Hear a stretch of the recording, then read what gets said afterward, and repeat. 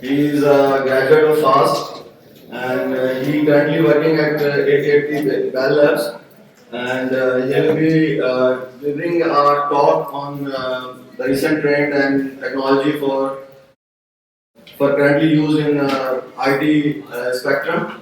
So without any further delay, let me invite Abbas on the rise to give his talk.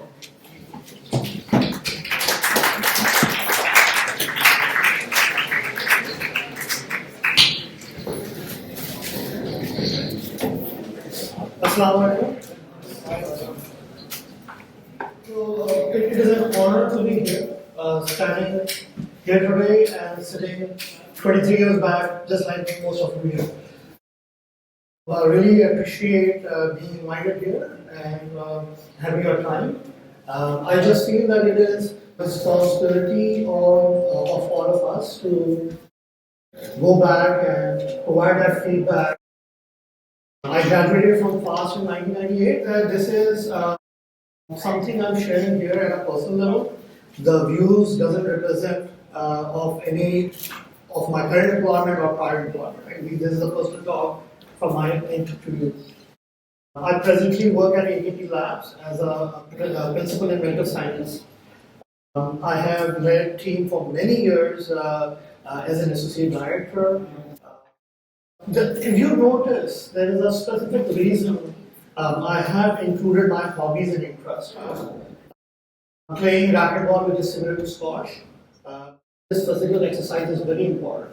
Racquetball is just one option, right? You can take whatever you want, you can go to gym, do something.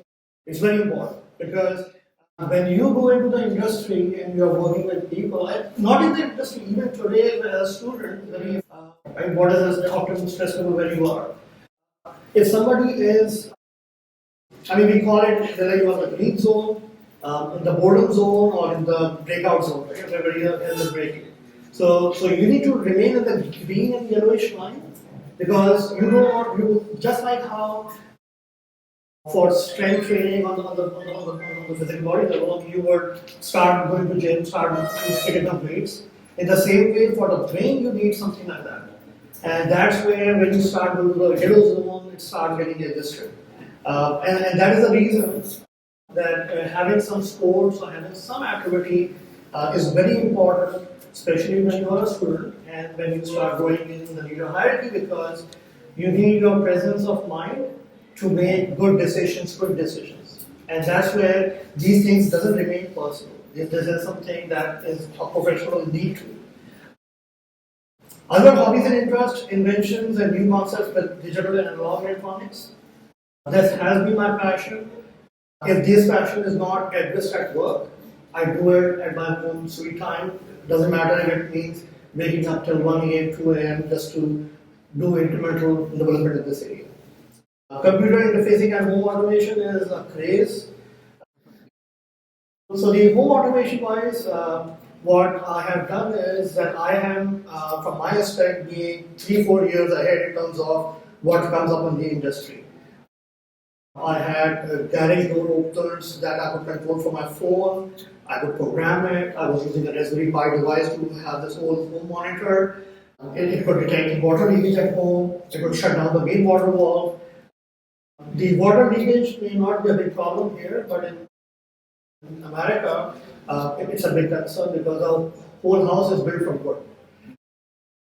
I had this integration with Amazon Alexa. It keeps on announcing where the water leakage happened, how it was shut down. My fan and light controls would start blinking that there's some notification there.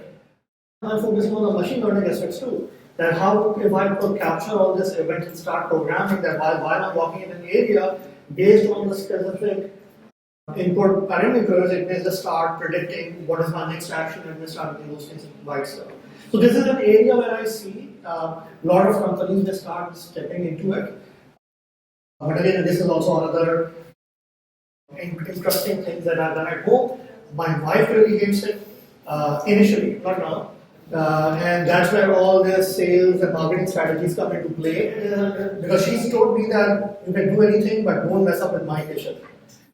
I had this light sensors and motion sensors all wireless IoT devices. As you start walking in, it will detect whether you really need to turn on the light, right? Because it may be a day, when it's not cloudy. So based on the intensity of the light, it will decide to turn on the undercover light, or it will decide to turn on the whole kitchen ceiling lights. But then, just to keep my wife happy, I said, if you want to go in the old-fashioned way, you can still use the switch to override it. Right? So that's how it started working. And now what happens? Any day, if one of the wireless sensor battery is down, she is the first person who will tell me that you need to fix this. So that's how the things are. Initially, we all push technology out, but when we get used to it, we cannot live without. Right? This phone is another example today. Learning new technologies and testing out latest features to get gadgets, it has been my hobby. Okay, so objectives. The goal and purpose of our activities with a clear understanding is critical. This is a very important thing. Sometimes we just go with the flow. So going with the flow is okay to some extent. So for example, if I ask each of you here, why are you studying the field that you chose? Sometimes you have to push yourself, but once you start going into your career, it is not just about earning financially. Those are the initial things that comes to mind. Right? I have to, feed my family, so then I have to pick up a job or a field that would give me a good salary. But those things start fading out once you reach a particular level. Everybody will go through that. The important thing is that, are you really happy with what you are doing? And to answer it, you need to know why you are doing what you're doing today. I was in a leadership training in the last week where Prince Harry was presenting. So life is about learning, that's number one. Do not think that after doing this bachelor's in computer science or master's, don't think that this is just the phase of life where I have to study and I'm done. No. Whether it's a medical profession, whether it is computer science profession, data science, business, anything, you need to keep on understanding what's going on in the world. You need to keep on understanding, keep yourself up with the technologies. Even in the last 2 years, I have completed my machine learning nano degree program.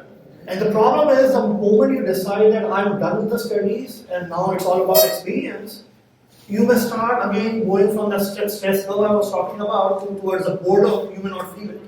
And then you'll start getting used to it. Become more resilient to achieve the ultimate goal. First, you need to know what your goal is. What is your ultimate goal? Is it about serving humanity? Is it about doing some invention in a particular field? Is it about being an entrepreneur? So you have to think about what your ultimate goal is. The ability to bounce back from setbacks, that's part of your experience. Leading also doesn't mean that you need to be a leader by title. I mean, people can lead while being part of a team. If you're working on a project here, it doesn't mean that you have to be a designated leader. You could be a person in the team who could lead from behind. Ability to turn negative into positive becomes the superpower. For example, right? Here you could have a conflict in a team, and the end result would be not fruitful. You turn that negative thing into a positive thing, right? Look at those limitations, treat those problems as opportunities. So now the question is, why am I here? So again, I'm talking about the objective. I'm here only from New Jersey for 2 weeks with family. All of a sudden, a script that I heard on the TV that clicks to my mind. एक दोस्त अपने दोस्त से मिला और उसके जले होठ देखकर उसने उससे पूछा कि दोस्त क्या हो गया? तो दोस्त ने उसे कहा कि मेरी बीवी मैके जा रही थी, मैंने उसे ट्रेन में चढ़ाया और खुशी के मारे मैं इंजन को ही चुमाया. So of course that is not the reason I'm here. The train came over here for that joke. But here I am for the reason, as I said, I just feel my responsibility to provide a feedback to you, share some of my experience. The data collection and analytics, that's what's going on in the world.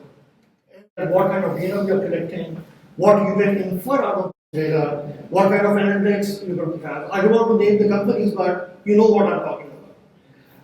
AI, machine learning, deep learning, those are the areas that are going big in the industry.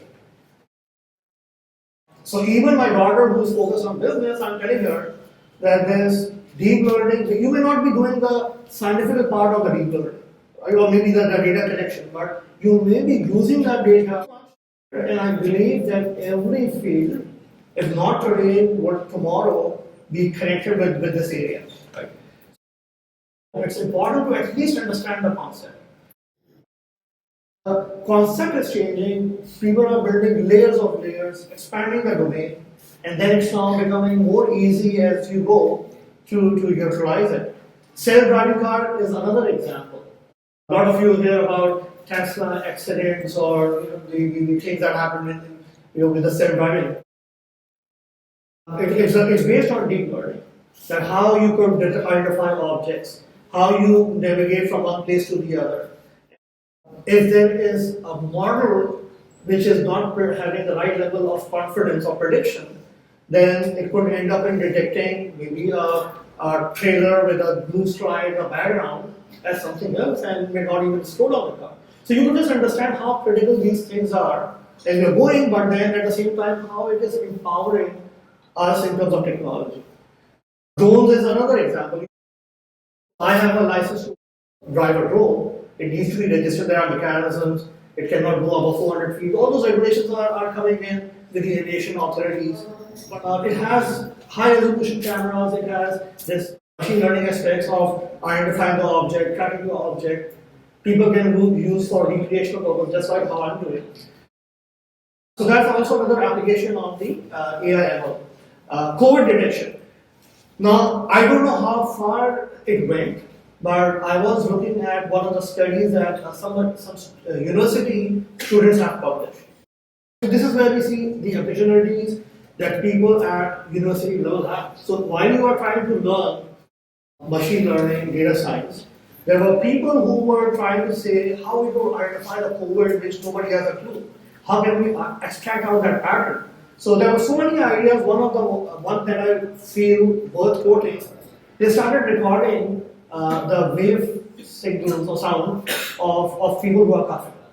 And they were thinking that if we could identify a pattern of a specific cough, that would say that this is the person who had COVID versus somebody who doesn't have. Good concept to try. I don't know the end result, but it was worth a shot. For skin cancer, I know that there was somebody who now started building a machine learning model which has pretty much went even beyond what a human eye can see.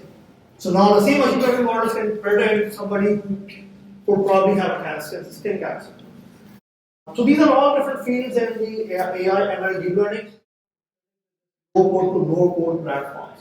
This is where the industry is heading, but it's not a silver bullet. I mean, there are some specific areas where this is effective.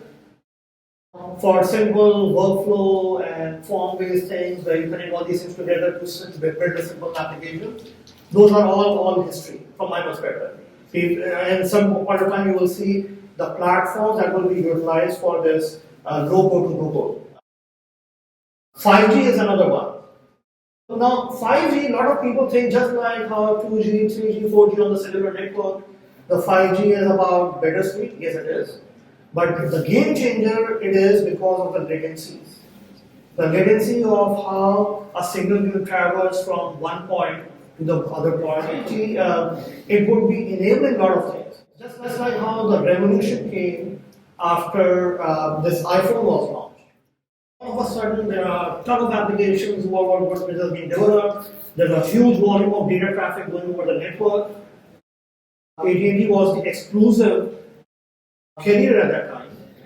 IoT, crowdsourcing, cloud computing.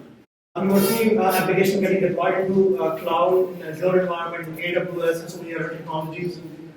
I heard also PTCL is also doing it. So that's the cloud computing piece where you don't want to maintain the infrastructure, you want to deploy it and let someone else handle it. The experts in the field who would know how to secure those systems. Containerization is another thing that you should look at. Microservices, service-oriented architecture, those are also very important.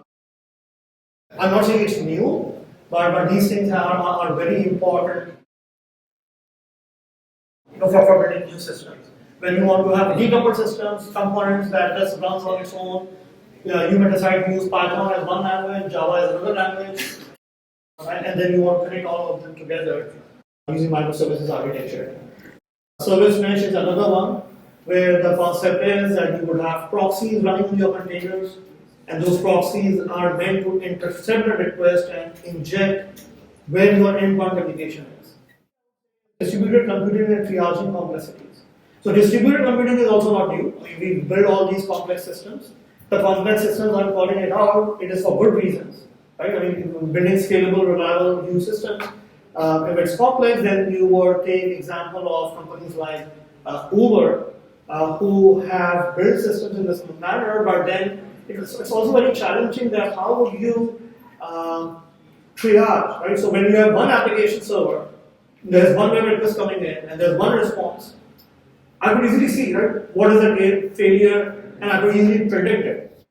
If something bad happened, how would you see? You are going to look at the logs across 200 different components that participated together to serve maybe or to deserve your ride on Uber.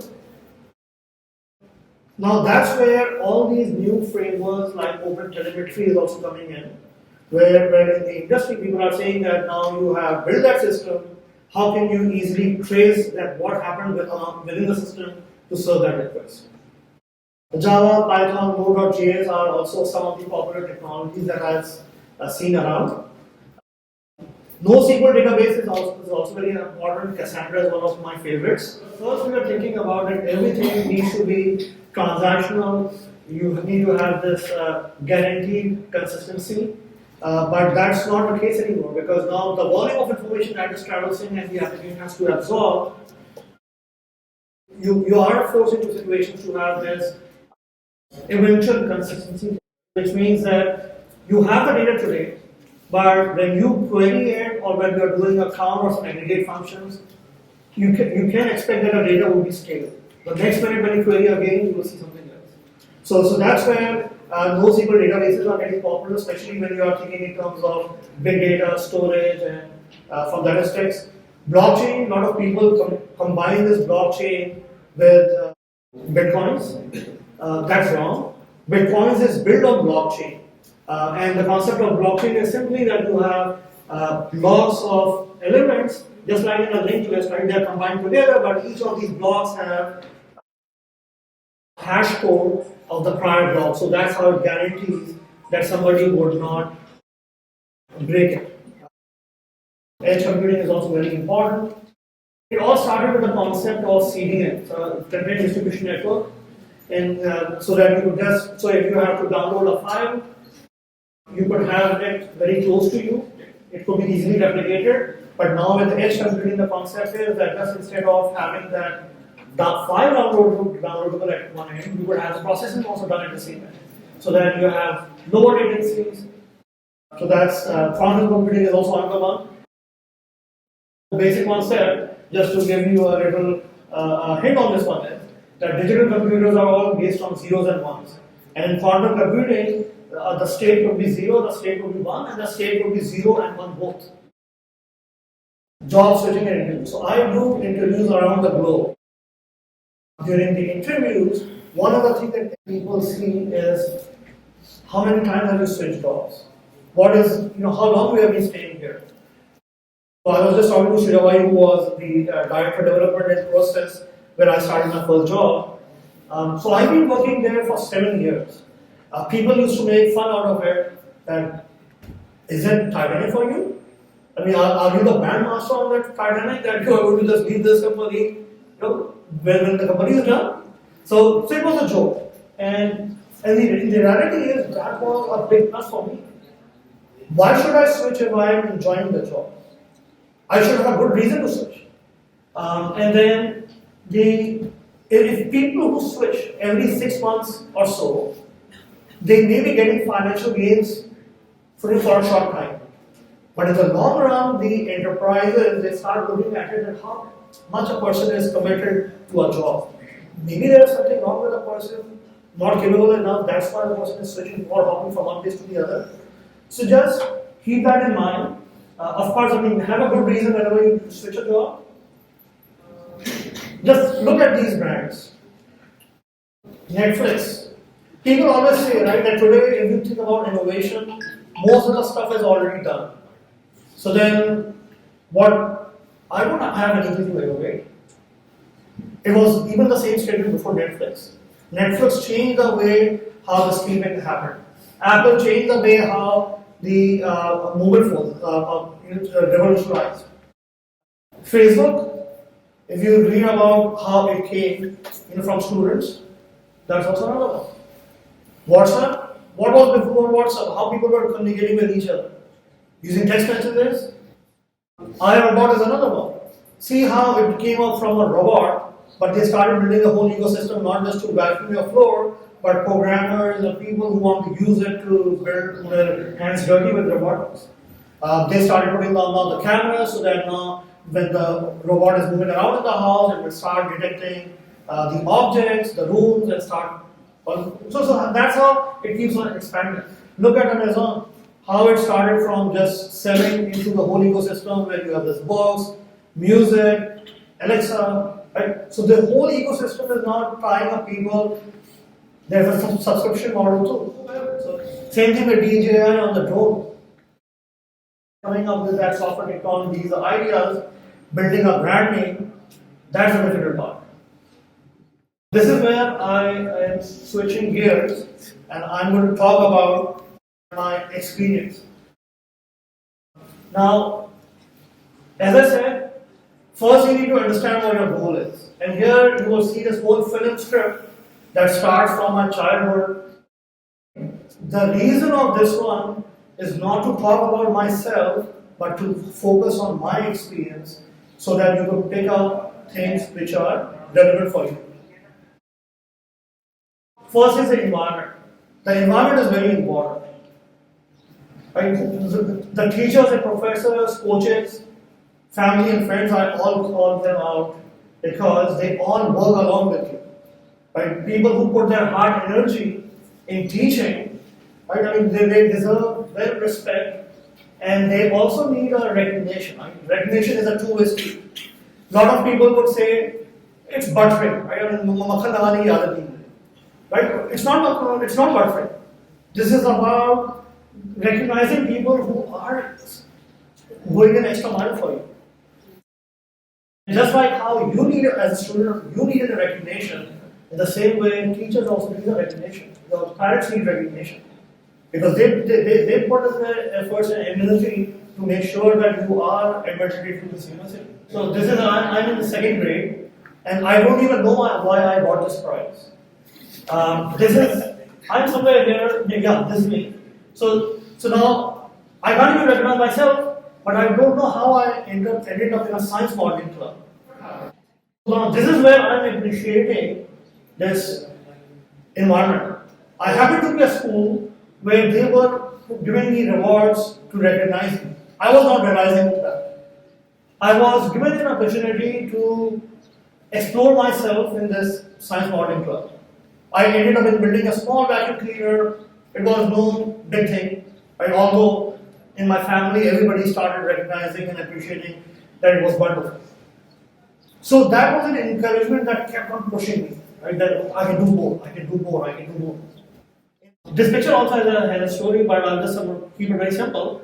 I was lucky to be picked up among the top 3 computer society of Pakistan. We had this GW basic language test. There were 2 people from Karachi and 1 from Islamabad.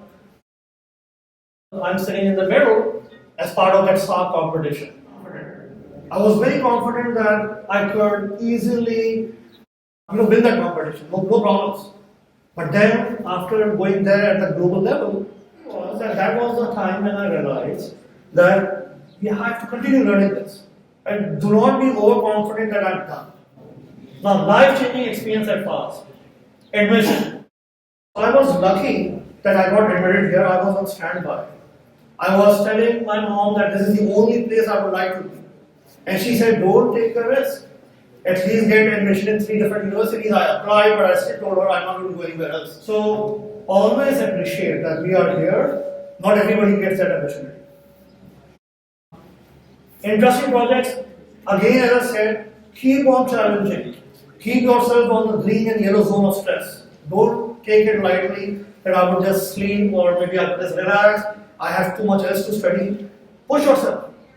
So I had built along with the team token ring network. The concept is not tough, it's a basic thing. But we ended up using a parallel port, to communicate and then build a ring network with cyber detections and ability to hand over the packets to the application, writing a driver assembly language.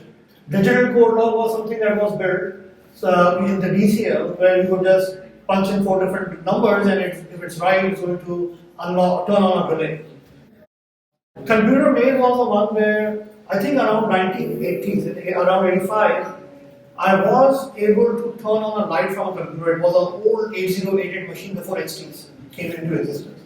I was able to control it, then I started writing programs. I started saying that if I have a theft detection system, it could give me a call. I was using 1200 baud rate modem to give me a call. And then I started saying that the voice modem didn't exist. So how can I put a voice on the phone? I used the sound card and built a circuit to include that voice on the line. And the computer could call me. I could use the pulse before and then later DTMF to control the computer program. And I would turn on the AC after an hour or so. Right? So I could do that. So now I'm talking about this thing around 80s. Imagine that if there was a concept of innovation, if there was a body that was promoting those innovations, a body who could listen in, a body who could help in finding a pattern. Right? How much? I'm just one of the person, right? I know that there are thousands of people who are coming up with these things at home, but they do not have a platform to push it forward. Right? So this is something that I have built. I had also presented here at FAST. And then I completed my bachelor's in computer science in 1998. This is me sitting here with some of my friends, my batchmates.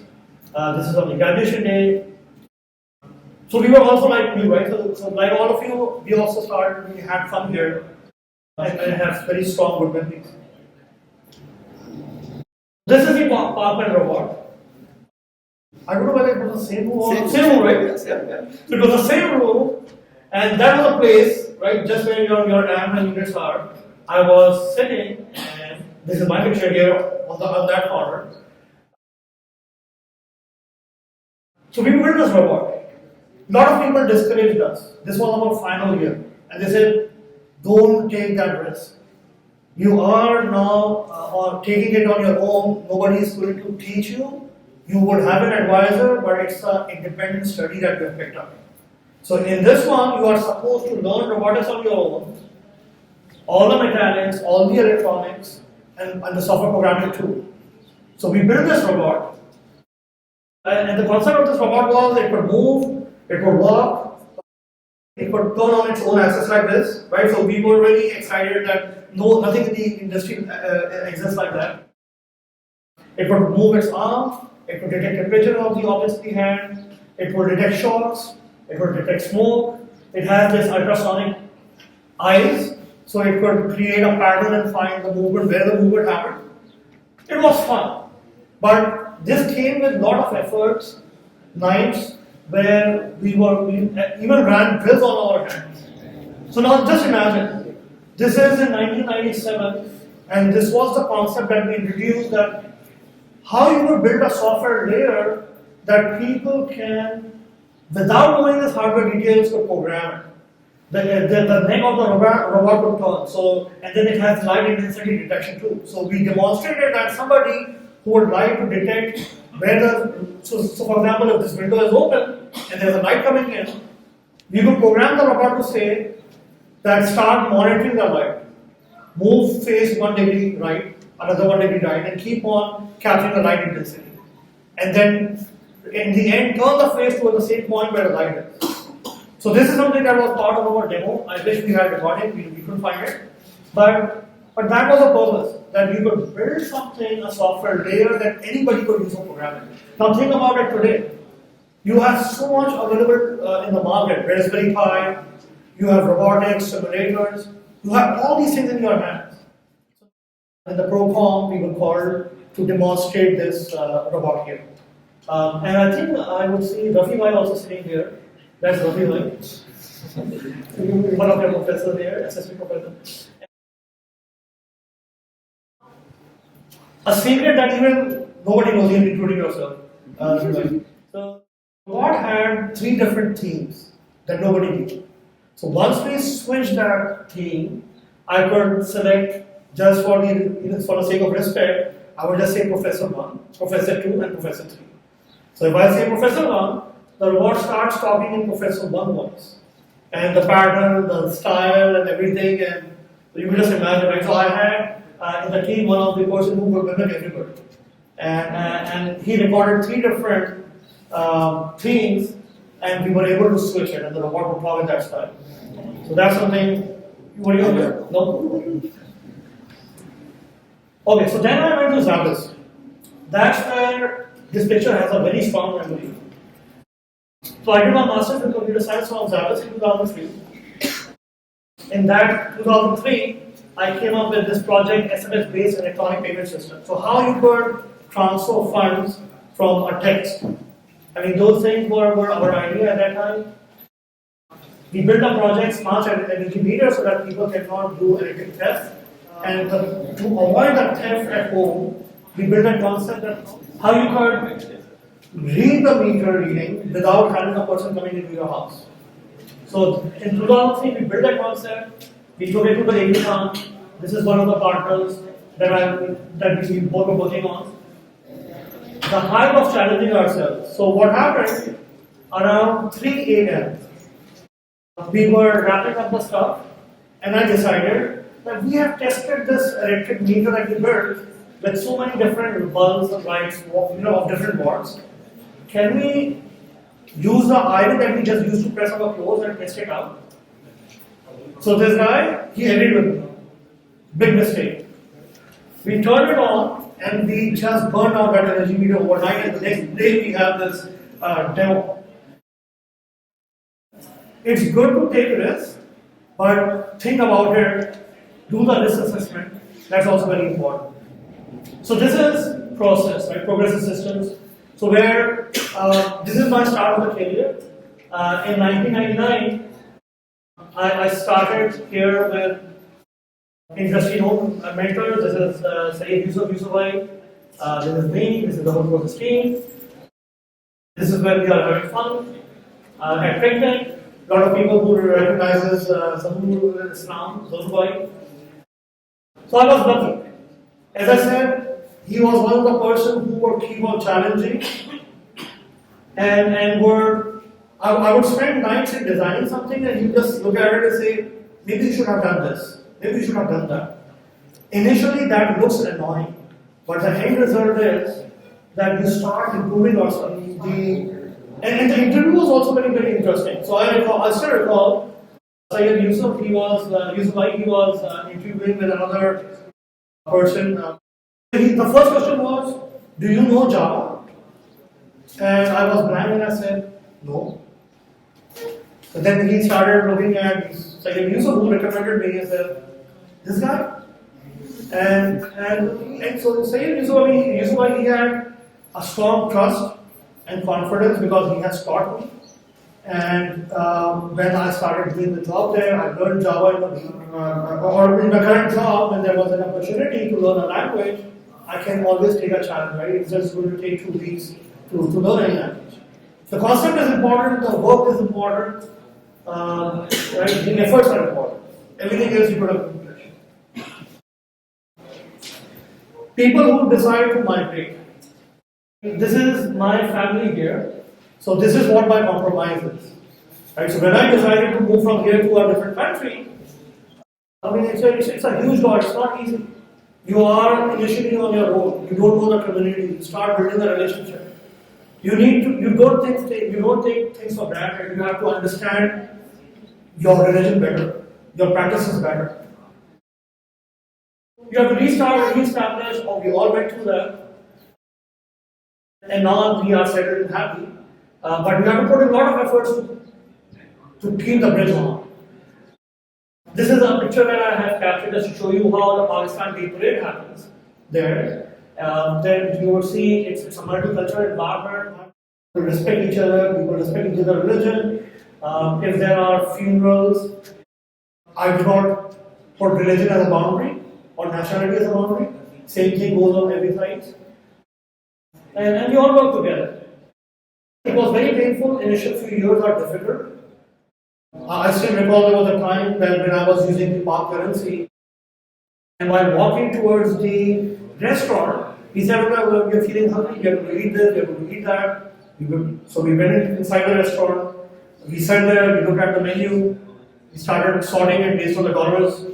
Okay, and then me and my brother, we just exchanged. I'm not feeling that much hungry. Maybe we could just order one roll. That's a little phase that people go through. Not easy, but those memories are beautiful for me. There's a reason I have this Kaaba picture here. This is my father, and this is one of the community events of interfaith. I had major life events when I was working there. When I did my Hajj, who was the first person who came to my desk and greeted me? He was a Jew. I never stereotype or label, but just for the sake of explaining how the multi-faith cultural community works together. The first person who came to me and he greeted me and said, "I know it's a major milestone for a Muslim." When my father passed away, the first person who came into my room for condolence was a Christian. When I had a major accomplishment, the first person who patted my back in front of so many was a Hindu from India. I had a very terrible COVID illness in the initial first phase. The whole neighborhood, the community, they were along with me to help. Of course, prayers of mother and family is very important, that was happening. But in my neighborhood, everybody was trying to help. Another important thing to note is the respect of all professions. If there is somebody who's working at a petrol pump or a gas station, right?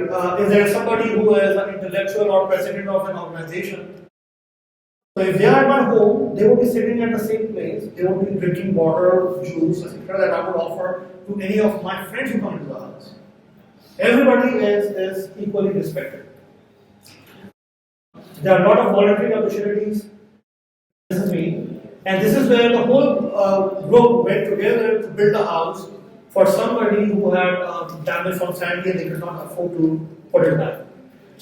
This is my daughter in the bedroom. This is a clip from her newspaper. She was running a club and was trying to help people with special needs for Olympics. This is what I'm trying to tell you, that there are a lot of things beyond what you do at whether it's work or whether you are learning as a student. These things all build characters, these all things give you happiness, and they are all equally relevant for you to become a leader. Never burn a bridge. When you really need something, put your whole heart into it.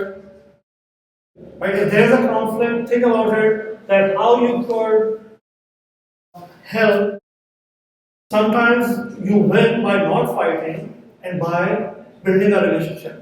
Let somebody take benefit initially, but then the person would himself or herself would realize that everybody would know about it. I started as a contractor in AT&T. After consulting for 2 years, I was an employee there. Soon after getting my employment, during the probationary period, and I had to return to Pakistan because my father was ill. I'll tell you that when it's about making decisions, it is very easy. Don't get confused with the noise that you see around. People would say things from their perspective, but you are the only one who would know from your point of view. Basit Kari, he was the first graduate from FAS. He happens to be a friend of mine, a senior. So when I was in that pain, he just told one statement, Abbas, just listen to your heart. I mean, whatever your heart is saying, do it, don't worry about anything else. I heard the statement, I took a flight, I packed up the whole apartment, one-way ticket. Why it was a one-way ticket? Because I didn't have my visa to come back to the country. I didn't have the work documents to come back. Because once I leave, because it was in the phase of transitioning from my old employer to the new one. everything happens for good reasons. So I spent quality time with my father, and I always appreciate. I got a couple of parents there in AT&T. I would just say that always go an extra mile. Right? Whatever you are being asked, think about doing even more. And that's how you keep on challenging yourself. I was lucky to even receive a service excellence award with the same mindset. Customer asks one thing, I'll do twice, 1.5 times, whatever I do. Keep learning. These are many members of my team. I always encourage a high productivity and a collaborative environment. Now, just see. So I recently moved to another department, and this is like a medal to me. If your actions inspire others to dream more, learn more, do more, and become more, you are a leader. And then they are saying, so this is what I got to know from my team. You have been a great inspiration and mentor to us, and your kindness and drive by example attitude motivated us to work hard and perform even better. Your trust in us enabled us to act boldly and deliver on commitments. Wishing you all the very best and thank you for all your support. Some of the people even called out that we have been working in the industry for 40 years and have not enjoyed working anywhere else. If I tell you what was different, nothing. Be respectful, have empathy, keep the values and purposes first. It's not about grilling somebody for nothing. If somebody is in pain, understand what it is, how can you solve it, how can you get around it. It needs to connect with your passion. If you have some responsibility, then you are accountable for it too. Now, this is another thing that you could look at the slide later on. These are the qualities that help. As I said, leadership is not by title. Number one rule is be human. Living intentionally, you know what's the purpose of life, why you are doing what you are doing. Self-care is also very important. Right? Sometimes people who are teaching others, right, the students among themselves, they are the first one who would be on the borderline or may fail the course because they were teaching someone else. So the self-care is thinking here, if you have a team, if you are working together, make sure that you are taking care of yourself. If you are in a stress condition, no one else knows about it. You need to think about it yourself, respect that. This is not being selfish. Right? Don't mix it. Because if you are okay, if you are comfortable, only then you will help others. Vulnerability. Another thing about leadership principle is that what I learned is that sometimes you want to show that you are strong. And sometimes while showing that you are strong, you keep on hiding all those intricacies, the problems and issues.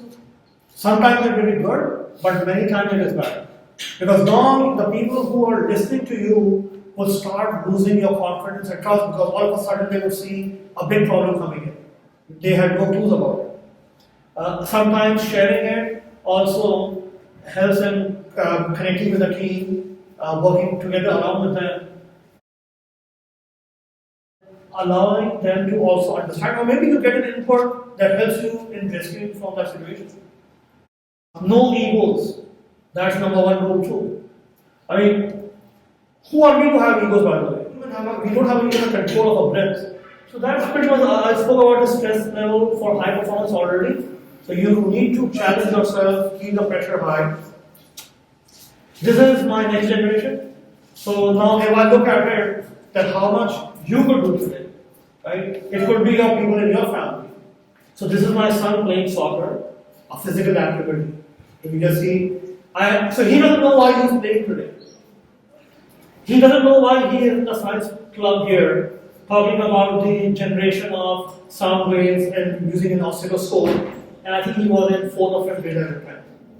And the same thing with my daughter too. She built the same code lock circuit that I had built here in the DSL lab.